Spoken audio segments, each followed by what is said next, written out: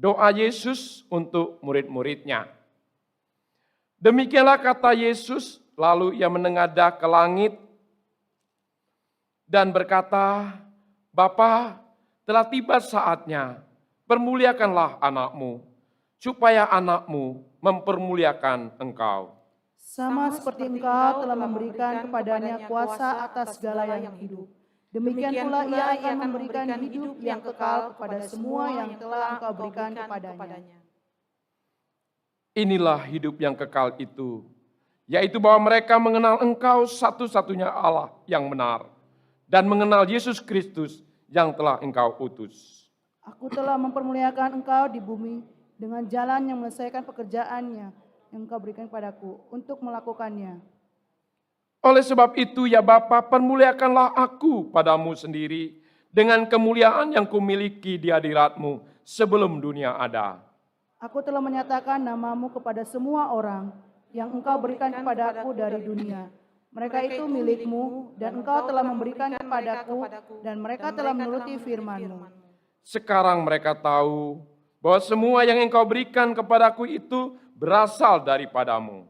Sebab segala yang firman yang engkau sampaikan kepadaku telah kusampaikan kepada mereka dan mereka telah menerimanya. Mereka tahu benar-benar bahwa aku datang daripadamu dan mereka percaya bahwa engkaulah yang telah mengutus aku. Aku berdoa untuk mereka, bukan untuk dunia aku berdoa, tetapi untuk mereka yang telah engkau berikan kepadaku, sebab mereka adalah milikmu. Dan segala milikku adalah milikmu, dan milikmu adalah milikku, dan aku telah dipermuliakan di dalam mereka. Dan aku tidak ada lagi di dalam dunia, tetapi mereka masih ada di dalam dunia.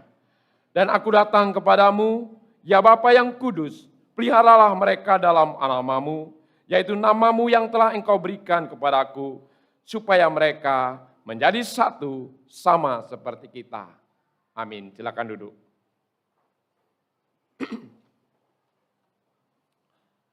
Aku berdoa untuk mereka, bukan untuk dunia aku berdoa, tetapi untuk mereka yang telah engkau berikan kepadaku, sebab mereka adalah milikmu.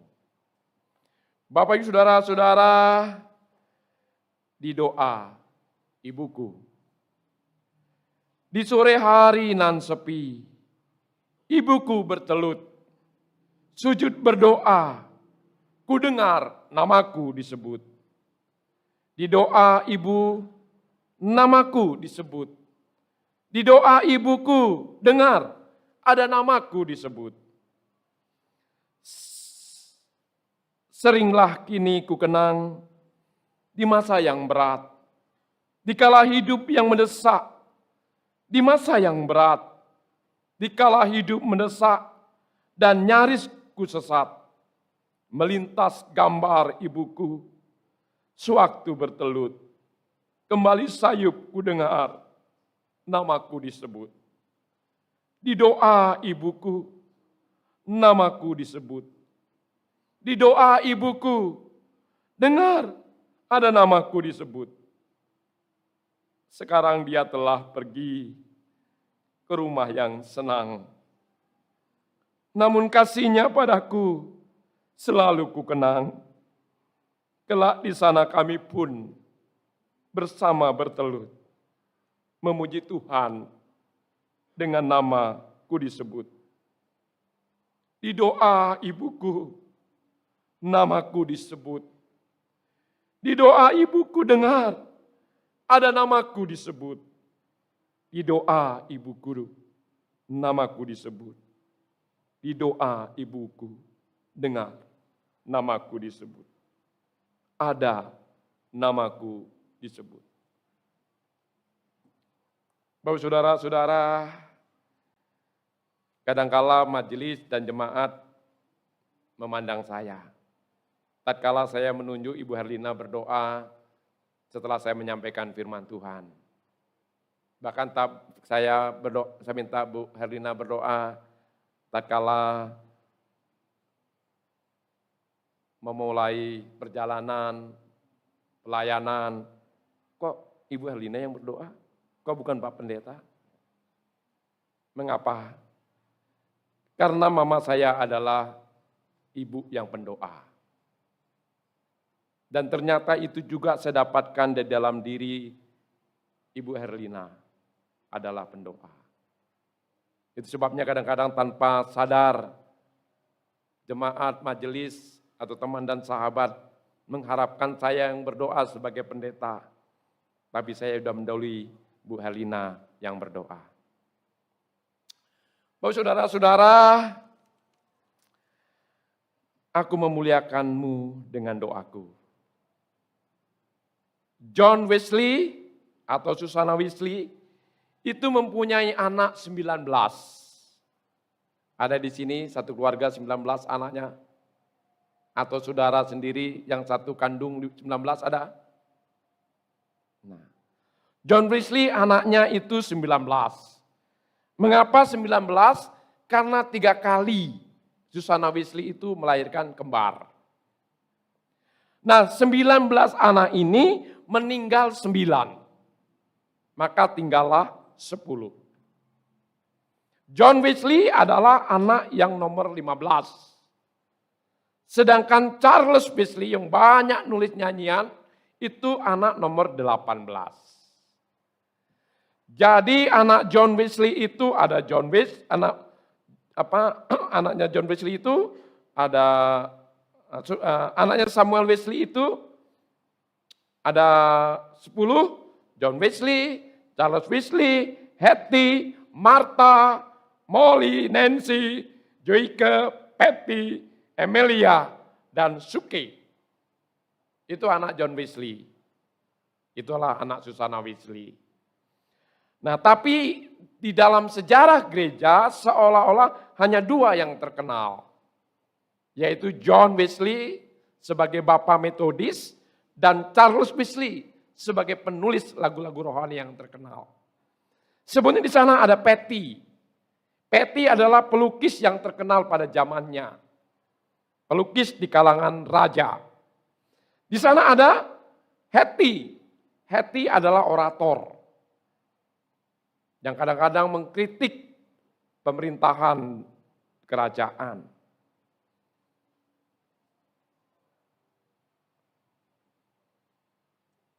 Hattie, apa yang sudah kamu lakukan terhadap mama? Ada apa bang? Mama menangis terseduh-seduh. Martha, apa yang kau lakukan terhadap mama?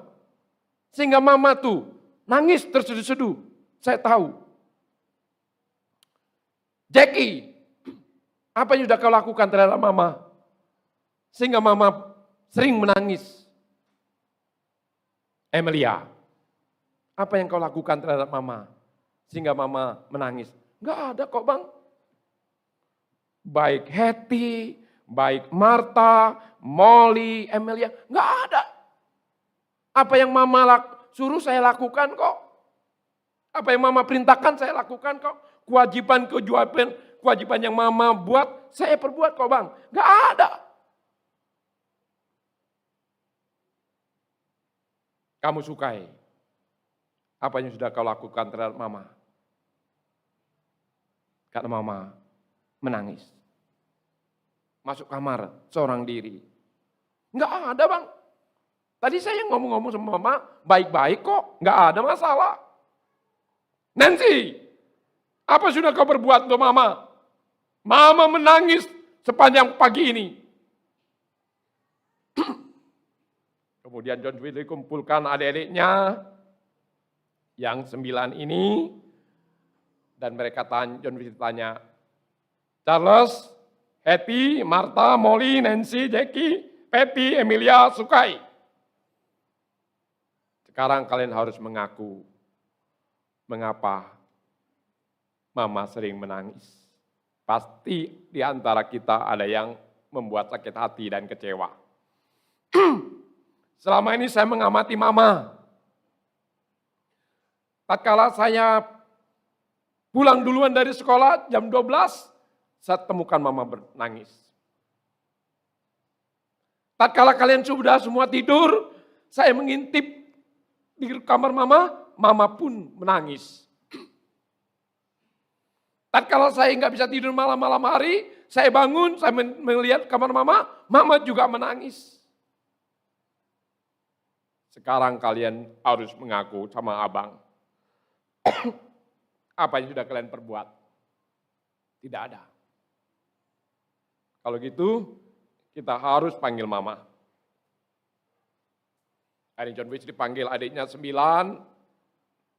keliling, Susana panggil, mama sini. Anaknya saling pandang dalam suasana yang tegang. Susana Wesley bingung, ada apa ini kok ada sidang keluarga?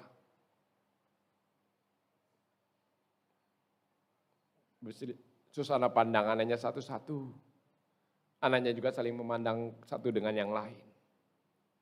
John Wesley bicara, Ma, sekarang kami sudah mulai remaja dan pemuda. Bukan selama ini kami tidak tahu bahwa mama sering menangis, terseduh-seduh, mengunci pintu kadangkala dan pintu kadangkala lupa dikunci. Sekarang katakan mama yang sesungguhnya. Selama ini saya tahu mama jam 12 malam menangis. Pagi hari menangis. Siang hari menangis. Malam juga menangis. Selama ini kami tahu. Kalau memang kami semua menyakiti hati mama, membuat mama kecewa, tolong sampaikan. Susana Wesley katakan, di antara kalian tidak ada yang salah. Mama bangga mempunyai anak 10 orang.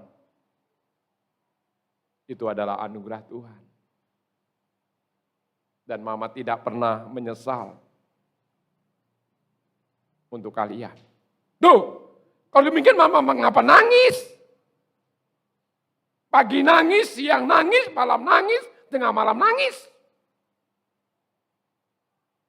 Anak-anakku, pada saat itulah aku memandikan kalian dengan air mata dan doa. Kusebutkan namamu satu-satu. Kudoakan dirimu satu-satu. Dengan air mata mohon anugerah dan belas kasihan Tuhan. Semoga kalian menjadi anak yang berhasil dan sukses dan hebat. Mengasihi Tuhan dan mengasihi keluarga. Jadi Susana Wesley di pagi hari, di siang hari, di tengah malam hari memandikan anaknya dengan air mata dan doa. Bapak saudara-saudara, aku memuliakanmu dengan doaku. Dikatakan pada saat itu Yesus mengenadah ke langit. Mengapa ke langit? Karena ada konsep bahwa surga itu di atas. Hasamayim itu langit. Hasamayim itu juga surga. Ini mengatakan di sana kemuliaan, keagungan, kebesaran. Dan sudah tiba saatnya Yesus berdoa. Permuliakanlah anakmu, supaya anakmu mempermuliakan engkau.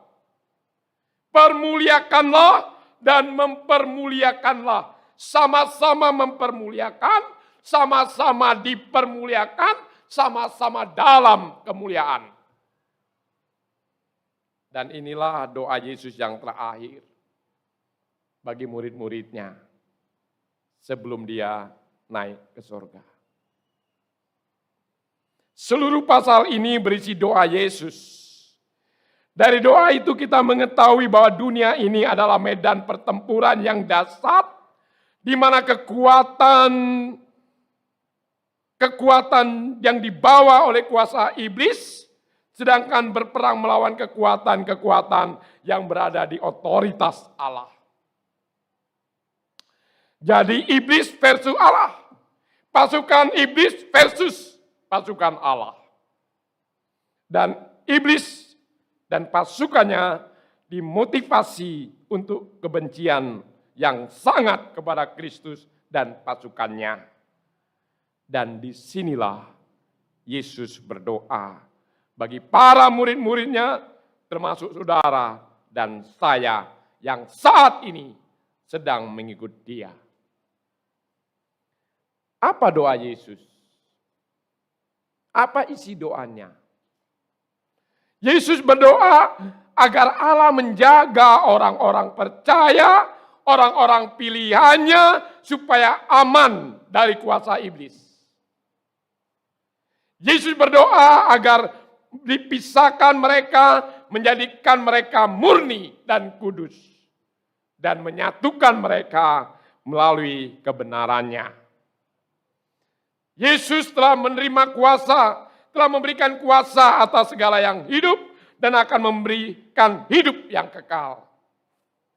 Bapak saudara-saudara, apapun kekuatan, apapun kuasa yang dimiliki oleh dunia ini, suatu saat dan pasti itu akan berakhir. Kekuasaan saudara akan berakhir. Kuasa saudara akan berakhir. Jabatan saudara akan berakhir. Kekayaan mereka saudara pun akan berakhir. Tapi kekuasaan yang diberikan oleh Allah di dalam Kristus adalah kekuasaan yang memimpin dan membimbing, yang menghantarkan kepada kehidupan yang kekal. Kekuasaan dan kuasa yang tidak berkesudahan dalam dunia ini. Kalau demikian, apakah hidup yang kekal itu? Dan bagaimana hal itu? Hidup yang kekal, memperoleh hidup yang kekal, banyak agama pengetahuan mengajarkan untuk hal ini. Ada yang mencari hidup yang kekal dengan menyangkal diri. Bahkan ada yang berpuasa, ada yang 40 hari, 100 hari sampai puasa. Mentoreh-toreh dirinya, berdarah-darah. Ada yang berpuasa di gua-gua, di gunung-gunung, menyangkal diri. Ada yang menjual hartanya semua, memiskinkan diri, supaya memperoleh hidup yang kekal. Bagaimana kita bisa memperoleh hidup yang kekal? Yesus memberitahu kita dengan jelas di sini, yaitu dengan cara mengenal Allah Bapa sendiri melalui anaknya Yesus Kristus. Mengenal. Sesederhana itu, ya. Ternyata hidup yang kekal itu mengenal Allah di dalam Kristus. Untuk bisa hidup kekal, orang harus mempunyai hubungan pribadi dengan Allah melalui Yesus sendiri.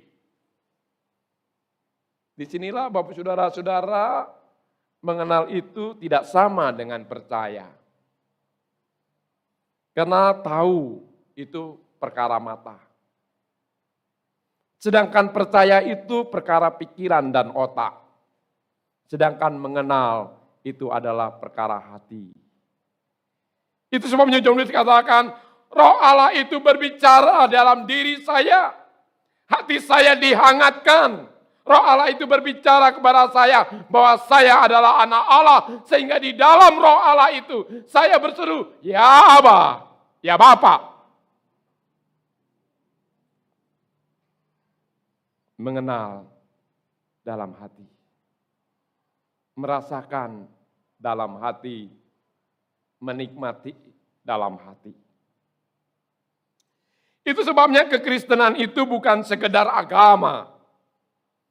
Kekristenan bukan sekedar sebatas kebaktian-kebaktian, ibadah-ibadah, persekutuan-persekutuan yang kita lakukan. Tidak salah.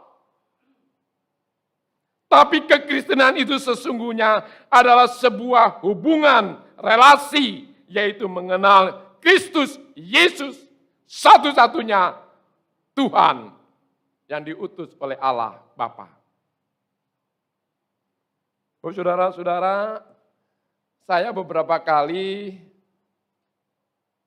mendoakan jemaat yang mengadopsi anak.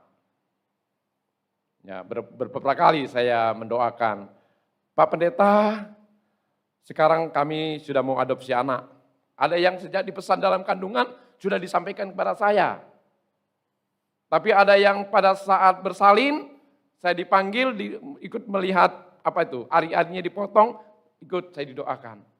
Tapi ada yang sudah mau akab, yang sudah 1 bulan, saya dipanggil.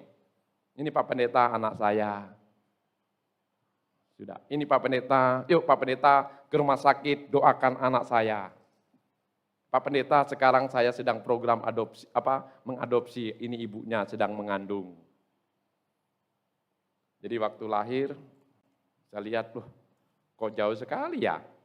Bapaknya ganteng, ibunya cantik, ya kan? Ibunya rambutnya keriting, anaknya yang diadopsi rambutnya lurus, kurus. Oke, akhirnya mereka adopsi anak, kemudian mereka kita doakan, kemudian mereka rawat, kemudian mereka rawat penuh dengan kasih, cinta, ketulusan, keikhlasan, lama-lama berubah. Jadi keriting juga rambutnya. Ya, duduknya keriting kayak mamanya, mama adopsinya. Mama angkatnya. Kemudian tadi matanya nggak sipit, sekarang sipit. Karena papanya mamanya sipit. Berubah ternyata. Oh. Jadi rupanya setelah didoakan, setelah dirawat, penuh dengan belas kasihan, kemurahan hati, kasih sayang, anak yang diadopsi bisa mirip dengan papa dan mamanya yang mengadopsi. Jadi saya sarankan kalau Bapak Ibu Saudara-saudara secara genetik, secara biologis, secara psikologi, juga secara terakhir rohani, jika mungkin engkau tidak mendapatkan anak, bisa juga adopsi. Ya, mengadopsi. Karena toh akhirnya juga mirip dengan dirimu. Amin. Amin. Ya, saya terkejut-kejut nih. Mirip kayak mamanya, mirip kayak papanya. Bu Herlina pun kadang terkejut. Kok bisa keriting, dulu kan lurus gitu ya. Ini kok bisa putih, tadinya birong, hitam. Jelek lagi gitu ya. Tapi sekarang putih, matanya sipit. Wah, kayak papa dan mamanya ternyata. Ya gitu ya. Itu adopsi. Demikian juga saudara-saudara dan saya, kita diadopsi. Di dalam Kristus menjadi anak-anak Allah. Barang siapa yang percaya kepada Kristus diberi kuasa untuk menjadi anak-anak Allah. Jadi di dalam Kristus saudara dan saya diadopsi menjadi anak Allah. Itu sebabnya saudara dan saya juga harus mempunyai karakter Kristus dan mencerminkan Kristus. Amin. Itu terjadi jika saudara dan saya memiliki hubungan dan relasi yang indah, dalam, hangat, mesra dengan Tuhan. Melalui apa?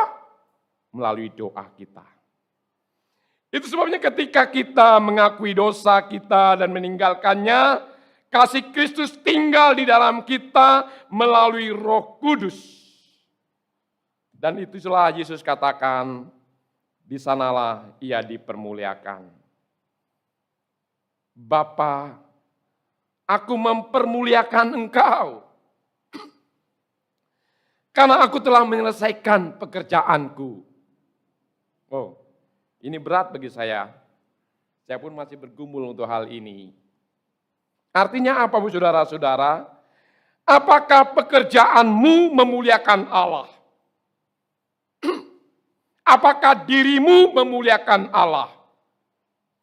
Apakah hidupmu memuliakan Allah? Apakah jabatanmu memuliakan Allah? Apakah usahamu memuliakan Allah? Apakah pelayananmu memuliakan Allah? Dan akhirnya, apakah kematianmu memuliakan Allah. Dan ini juga adalah undangan bagi saya dalam sebuah doa dan harapan dan pergumulan. Apakah akhirnya aku menyelesaikan pekerjaanku, pelayananku, aku memuliakan Tuhan? Apakah diriku memuliakan Tuhan? Apakah pelayananku memuliakan Tuhan?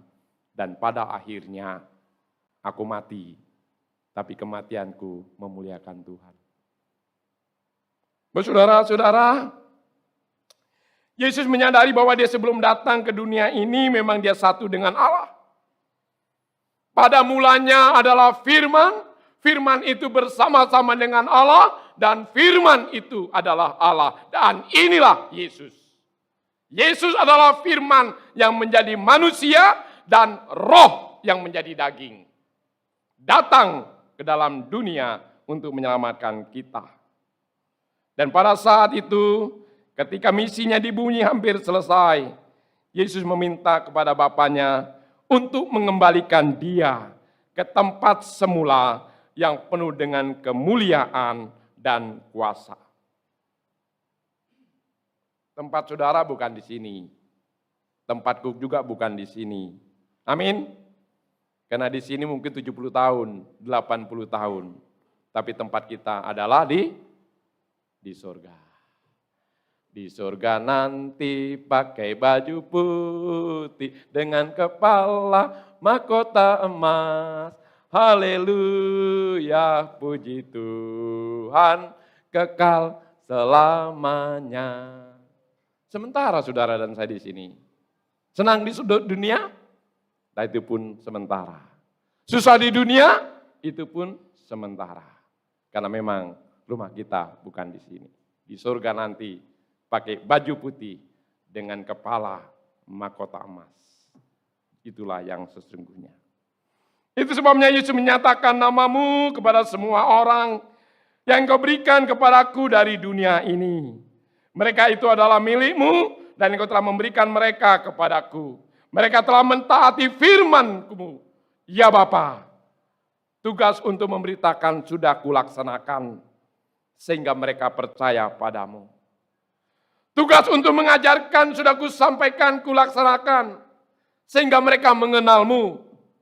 Tugas untuk mengenalkan sudah kulakukan sehingga mereka mengikutimu. Jadi tugas Yesus yang diemban dari Allah Bapanya adalah untuk memberitakan kepada dunia dan manusia.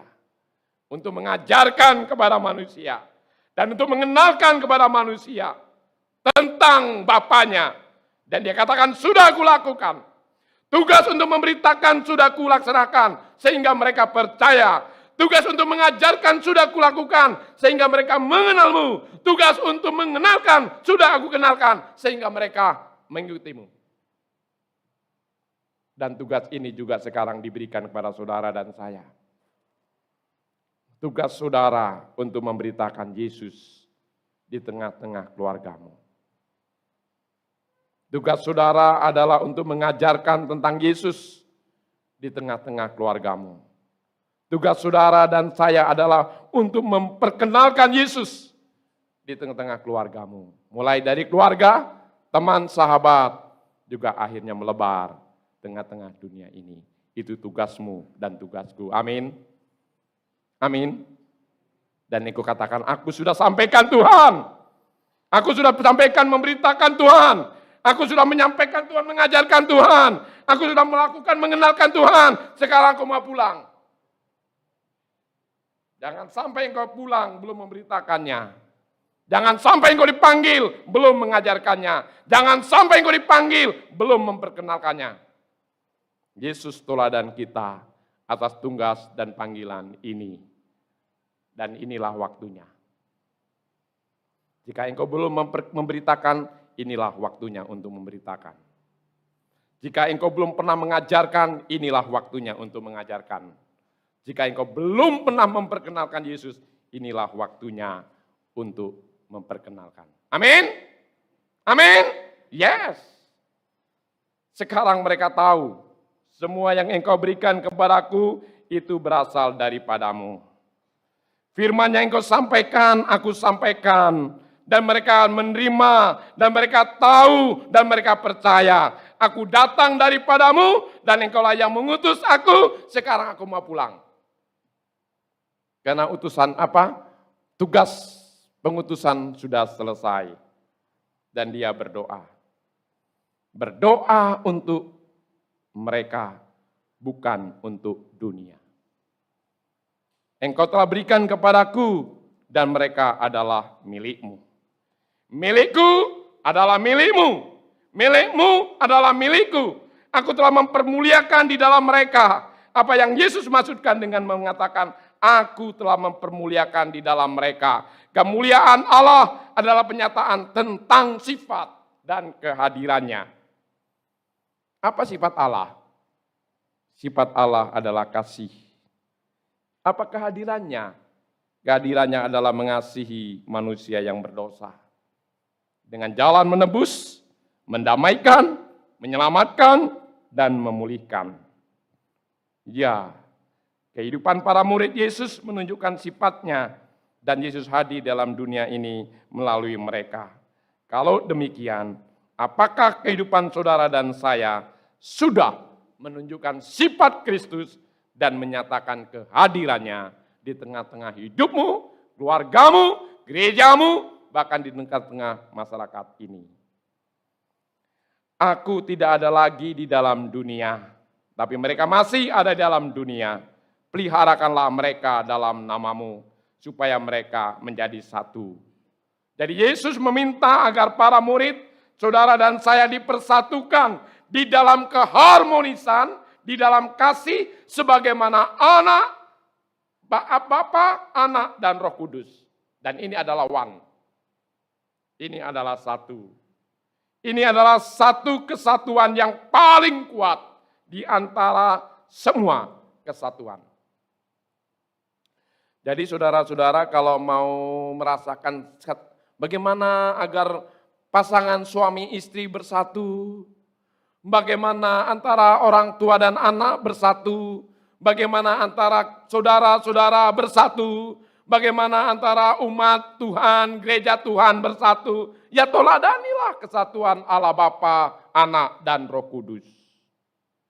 Itulah kesatuan yang paling ideal. Kalau saudara belum memiliki, Tuhan berilah kami kesatuan hati. Antara aku dengan istriku, antara aku dengan anakku, antara aku dengan abang dan adikku. Seperti kesatuan di antara engkau, Bapa, Anak, dan Roh Kudus. Baru Tuhan akan membimbing engkau, mengarahkan engkau dalam sebuah kesatuan dan persatuan. Karena apa? Allah sendiri memberikan contoh dan teladan bagi kita. Allah lah yang model, menjadi model kita dalam persatuan dan kesatuan itu. Saudara-saudara, itu sebabnya Yesus berdoa bagi semua orang yang mau mengikut Dia. Termasuk saya dan saudara, dan orang-orang lain yang saudara kenal. Yesus berdoa untuk kesatuan kita. Yesus berdoa untuk perlindungan bagi kita dari si jahat. Yesus berdoa untuk kekudusan kesucian kita. Dan Yesus mengetahui bahwa Yesus berdoa untuk kita. Nah saudara-saudara, tatkala kita mengetahui mama kita berdoa, papa kita berdoa, teman dan sahabat berdoa, kemudian hamba-hamba Tuhan berdoa, saat ini kita mengetahui ternyata Yesus juga berdoa untuk kita. Tatkala kita mengetahui Yesus berdoa untuk kita, seharusnya memberikan keyakinan ketika kita bekerja di dalam kerajaannya. Tatkala kita mengetahui bahwa Yesus berdoa, maka akan mendorong kita untuk bangkit dalam semangat iman dan pengharapan. Tatkala kita mengalami kesesakan, penderitaan, kesulitan, kesukaran, dan nyaris sesat. Ternyata bukan saja mamaku yang berdoa. Ternyata bukan saja papaku yang berdoa. Ternyata bukan saja gerejaku yang berdoa. Ternyata bukan saja pendetaku yang berdoa, Yesusku pun berdoa untuk aku. Kalau gitu aku harus bangkit. Amin. Aku harus melangkah dan aku harus menang. Itu semuanya Bapak saudara-saudara. Keinginan besar Yesus untuk murid-muridnya, saudara dan saya adalah agar mereka menjadi satu. Yesus ingin mereka bersatu sebagai saksi yang kuat tentang realitas kasih Allah. Kalau demikian apakah saudara dan saya membantu persatuan tubuh Kristus, yaitu gerejanya? Saudara dapat berdoa bagi orang lain, dan saudara dapat menguatkan orang lain. Saudara dapat bekerja bersama-sama dengan orang lain, dan saudara juga dapat memberikan waktu bagi orang lain. Bahkan saudara juga dapat memuliakan hidup saudara dan memuliakan nama Tuhan. Itu sebabnya dengan demikian, jauhilah gosip dan fitnah yang akan memecah belah dan membentuk sebuah kebencian.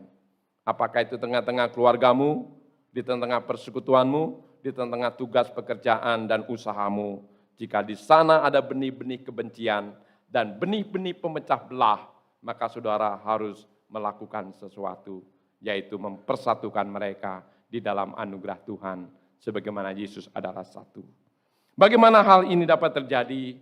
Seperti pokok anggur bersatu dengan semua ranting-ranting yang lain, maka menyatu pada pokok anggur. Hal ini juga lah yang harus kita lakukan.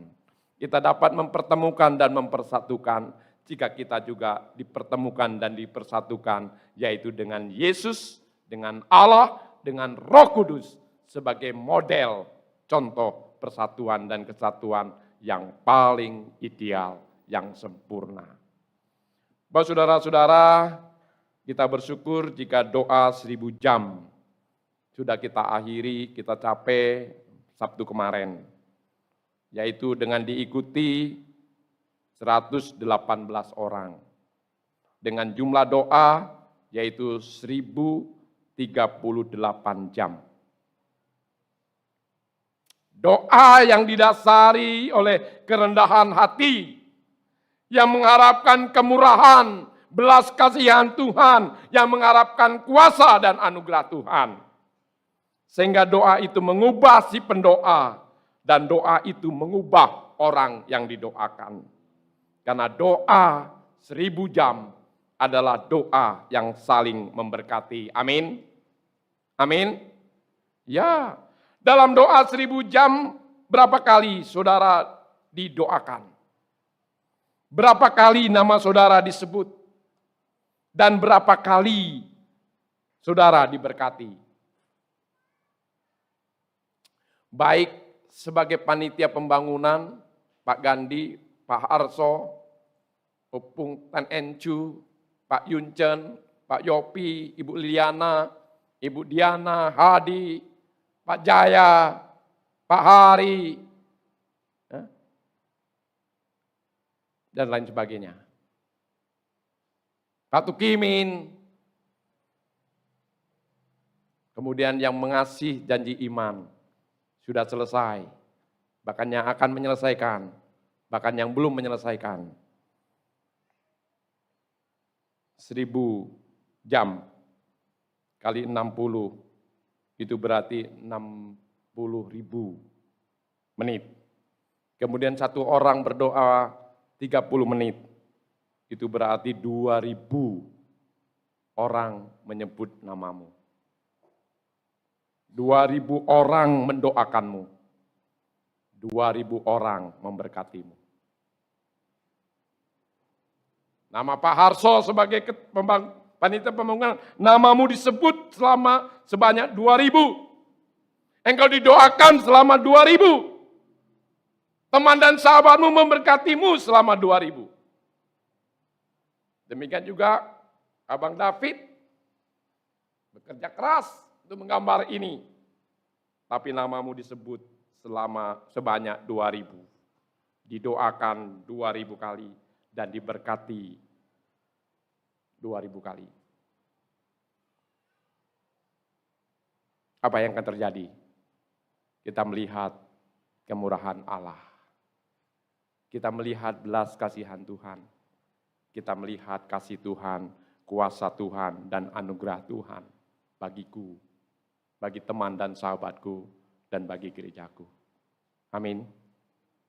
2000 namamu disebut. 2000 engkau didoakan. 2000 kali engkau diberkati.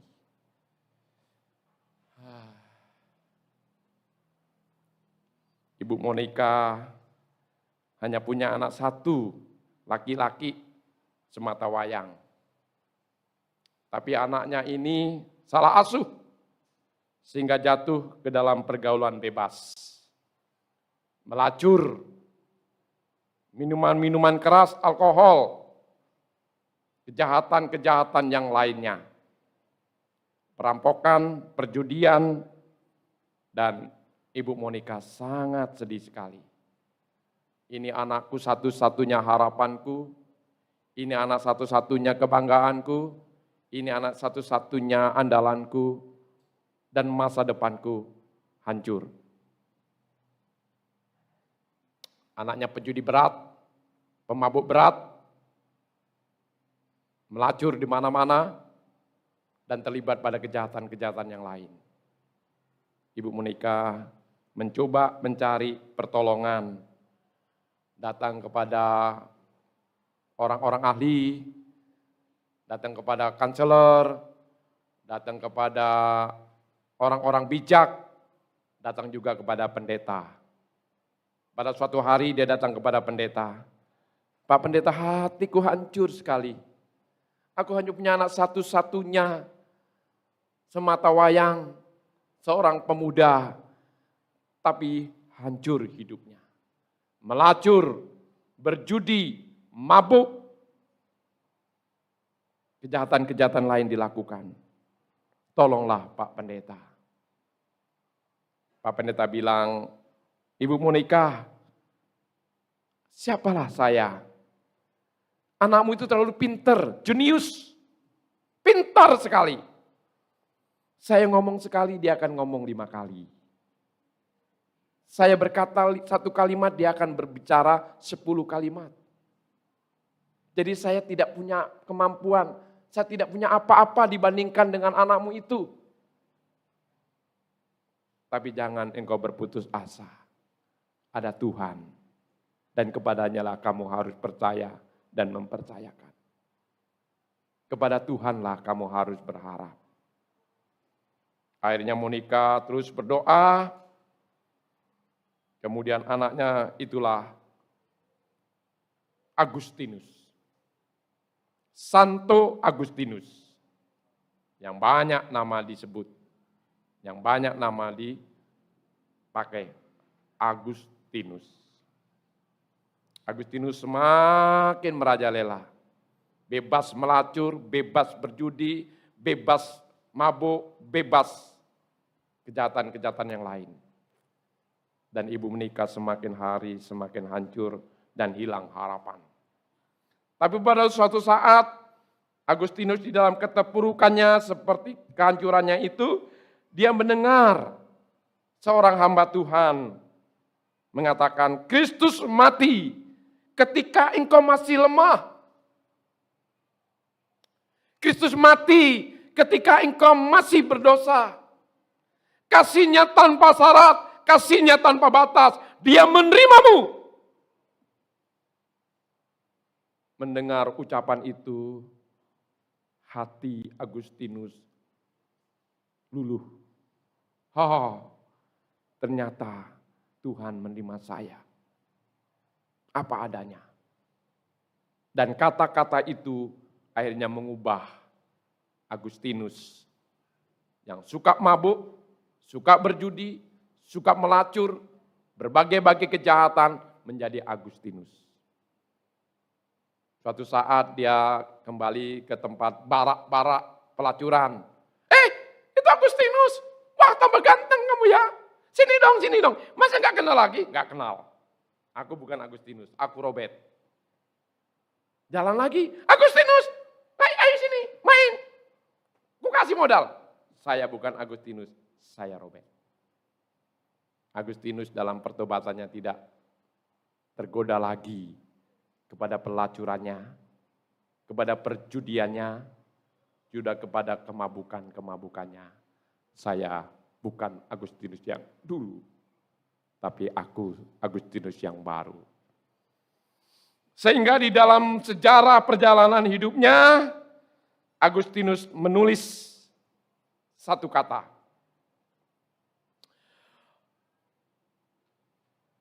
Anak yang dimandikan dengan air mata dan doa tidak mungkin ditarik ke dalam neraka. Anak yang dimandikan dengan air mata dan doa tidak mungkin ditarik ke dalam neraka. Bapak saudara-saudara, Pak Pendeta, saya berhasil. Saya tidak berdoa karena saya punya uang, saya punya ilmu, saya punya relasi, saya punya uang, saya punya kenalan, saya punya backing. Saya berhasil, saya nggak berdoa. Benar, kamu tidak berdoa. Tapi bapakmu berdoa untukmu. Mamamu berdoa untukmu. Saudaramu berdoa untukmu. Sahabatmu berdoa untukmu. Hamba Tuhan berdoa untukmu. Dan Yesus sendiri berdoa untukmu. Sehingga keberhasilanmu bukan karena engkau punya harta. Bukan karena engkau punya kepintaran.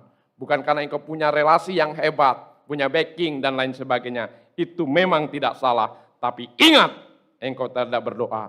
Tapi ada orang-orang yang berdoa untukmu. Sehingga menghantarkan dirimu hingga saat ini dalam keberhasilanmu. Bapak saudara-saudara, aku memuliakanmu dengan doaku. Apapun kondisi saudara dan saya, apakah kau mengalami seperti Jusana Wisli? Apakah kau mengalami seperti Monica? Apakah engkau mengalami kesesakan dan nyaris menyerah dan putus asa? Ternyata Yesus berdoa untukmu. Hamba berdoa untukmu. Teman dan sahabat berdoa untukmu. Dan gereja ini berdoa untukmu. Mari kita berdoa. Bapak saudara-saudara, jika firman Tuhan ini berbicara dalam dirimu dan kondisimu tidak jauh daripada apa yang dialami oleh Susana Wisli yang penuh dengan pergumulan dan beban sebagai banyak anak, atau dirimu juga mempunyai anak seperti Agustinus, atau sebaliknya hidupmu penuh dengan berat, menesak, nyaris sesat, tak kuat, tak tahan, nyaris angkat tangan dan menyerah. Saat ini Yesus berdoa untukmu. Dan saat ini juga saudara-saudara berdoa bagimu. Dan hari ini aku pun berdoa untukmu. Dan betapa indahnya jika engkau berdoa hari ini bagi dirimu sendiri. Saya persilakan saudara-saudara berdoa sesuai dengan pergumulan, kehidupan, harapan saudara. Karena ternyata Yesus berdoa untukmu. Bapa, terima kasih untuk firman-Mu hari ini.